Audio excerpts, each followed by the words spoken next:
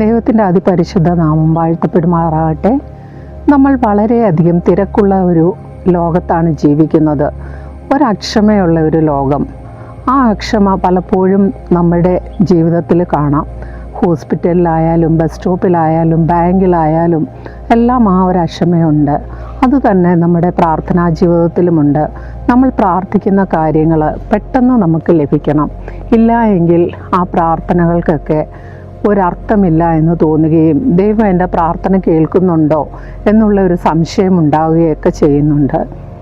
ഈശോ ക്രൂശിൽ കിടന്നുകൊണ്ട് പിതാവായ ദൈവത്തോട് ചോദിക്കുന്നുണ്ട്, പിതാവേ, കഴിയുമെങ്കിൽ ഈ പാനപാത്രം എന്നിൽ നിന്ന് അകന്നു പോകട്ടെ എന്ന്.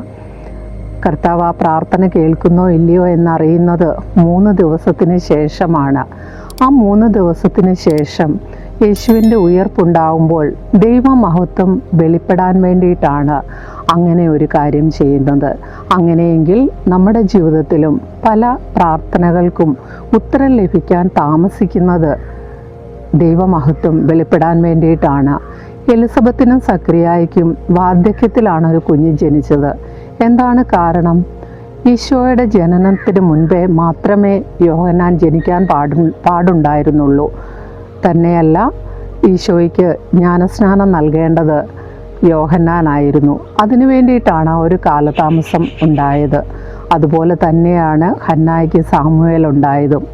നമ്മുടെ ജീവിതത്തിലും ചില പ്രതിസന്ധികളും പ്രയാസങ്ങളും ഒക്കെ വരുമ്പോഴും ദൈവം നമ്മുടെ കൂടെ ഉണ്ടെന്ന് ഓർക്കണം.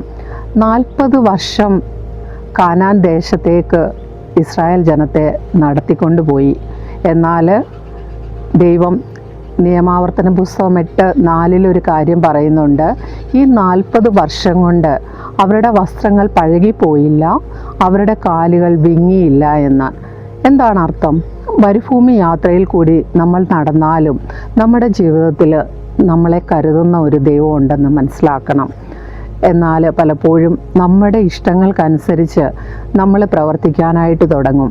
അങ്ങനെ പ്രവർത്തിക്കുമ്പോഴാണ് പലപ്പോഴും ദൈവത്തിന് അവിടെ പ്രവർത്തിക്കാൻ, നമ്മുടെ ദൈവത്തിൻ്റെ സമയത്തിന് വേണ്ടി വീണ്ടും ഒന്ന് കാത്തിരിക്കേണ്ടി വരും. ഉദാഹരണം പറഞ്ഞാൽ, ബൈബിളിൽ നമ്മൾ അബ്രഹാമിനെ കാണുന്നുണ്ട്. അബ്രഹാമിന് വാഗ്ദാനം ലഭിക്കുന്നത് 75-ാമത്തെ വയസ്സിലാണ്. 85 വയസ്സായിട്ടും ആ വാഗ്ദാനം പൂർത്തിയായില്ല എന്ന് കണ്ടപ്പോൾ സാറ അബ്രഹാമിനോട് ഇസ്മായിലിനെ ജനിപ്പിക്കാനായിട്ട് ആവശ്യപ്പെടുന്നു. അങ്ങനെ സാറായുടെ നിർബന്ധപ്രകാരമാണ് ഇസ്മായിൽ ജനിച്ചത്. വീണ്ടും അത് 86-ാമത്തെ വയസ്സിലായിരുന്നു.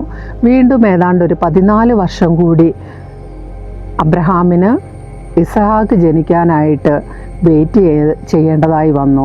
അങ്ങനെയെങ്കിൽ ദൈവമഹത്വം വെളിപ്പെടാനായിട്ട് ദൈവത്തിൻ്റെ പ്രേരണ അനുസരിച്ച് മാത്രം ജീവിക്കുവാൻ നമ്മൾക്കിടയാകണം. നമ്മുടെ ജീവിതത്തിൽ ദൈവത്തിൻ്റെ ഇഷ്ടത്തിനനുസരിച്ചും ദൈവത്തിൻ്റെ സമയത്തിനനുസരിച്ചും നമ്മുടെ പ്രാർത്ഥനകളെയും നമ്മുടെ ആഗ്രഹങ്ങളെയും മാറ്റിവെക്കുന്നതായിരിക്കും ഏറ്റവും നല്ലത്. അതിനായിട്ട് നമുക്ക് പരിശ്രമിക്കാം. ആമേൻ.